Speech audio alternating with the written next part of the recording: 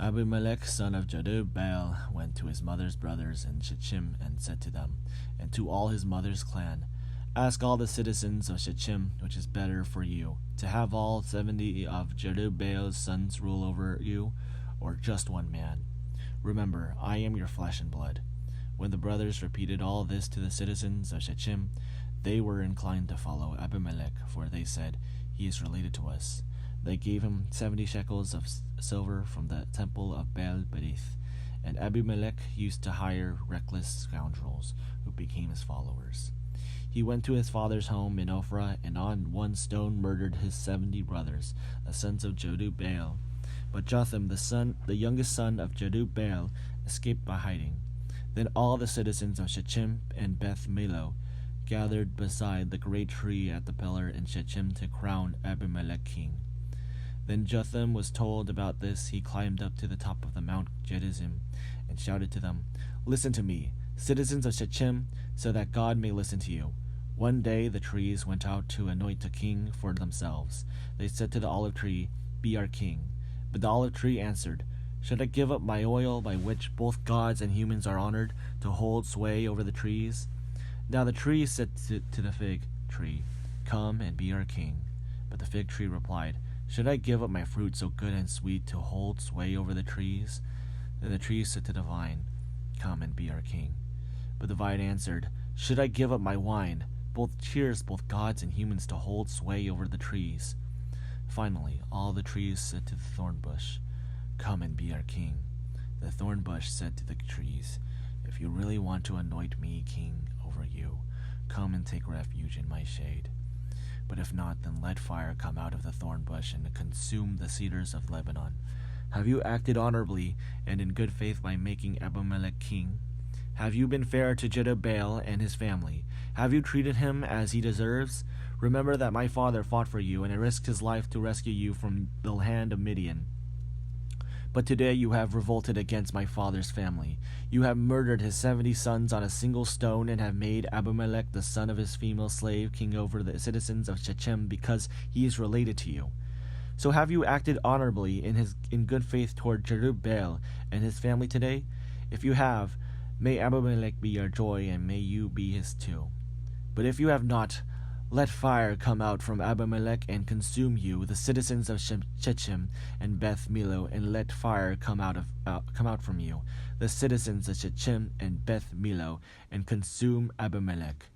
Then Jotham fled, escaping to Beer, and he lived there because he was afraid of his brother Abimelech. After Abimelech had governed Israel 3 years, God stirred up animosity between Abimelech and the citizens of Shechem, so that they acted treacherously against Abimelech. God did this in order that the crime against Jerubbaal's 70 sons, the shedding of their blood, might be avenged on their brother Abimelech, on the citizens of Shechem, who had helped him murder his brothers. In opposition to him, the citizens of Shechem set men on the hilltops to ambush and rob everyone who passed by. And this was reported to Abimelech. Now Gaal, son of Ebed, moved with his clan into Shechem and its citizens, put their confidence in him. After they had gone out into the fields and gathered the grapes and trodden them, they had held a festival in the temple of their god. While they were eating and drinking, they cursed Abimelech. Then Gaal, son of Ebed, said, Who is Abimelech, and why should we Shechemites be subject to him? Isn't he Jerubbaal's son, and isn't Zebul his deputy? Serve the family of Hamar, Shechem's father. Why should we serve Abimelech?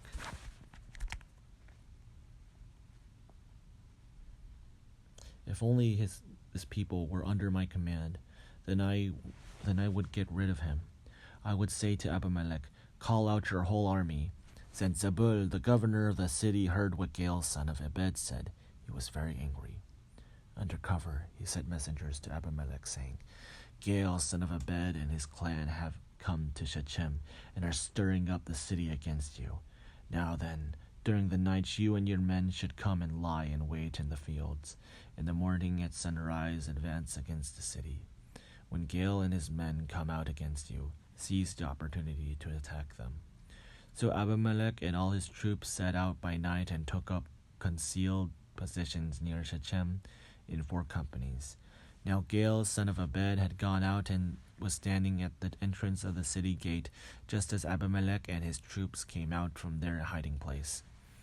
When Gaal saw them, he said to Zebul, "Look, people are coming down from the tops of the mountains." Zebul replied, "You mistake the shadows of the mountains for men." But Gaal spoke up again. "Look, people are coming down from the central hill, and the company is coming from the directions of the diviner's tree." Then Zebul said to him, "Where is your big talk now? You who said, 'Who is Abimelech that we should be subject to him?' Aren't these the men you ridiculed? Go out and fight them." So Gaal led out the citizens of Shechem and fought Abimelech. Abimelech chased him all the way to the entrance of the gate, and many were killed as they fled. Then Abimelech stayed in Adumah, and Zebul drove Gaal and his clan out of Shechem. The next day the people of Shechem went out to the fields, and this was reported to Abimelech.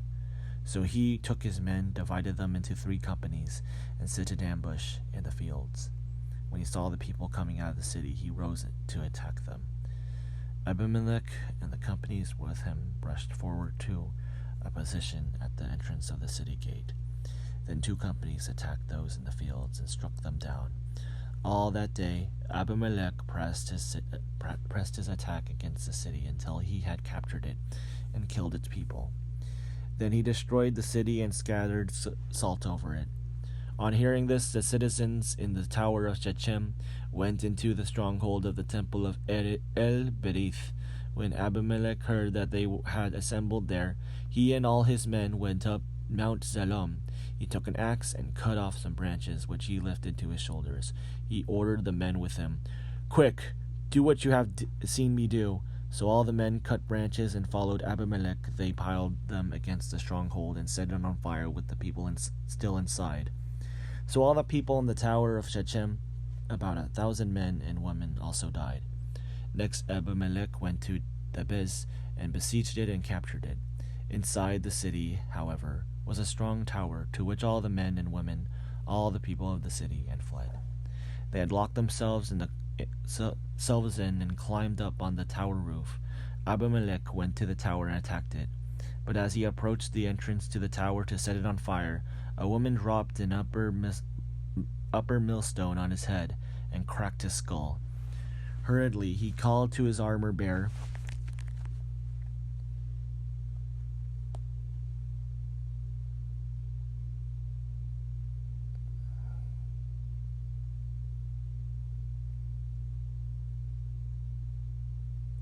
"Draw your sword and kill me, so that they can't say, 'A woman killed him.' So his servant ran him through, and he died.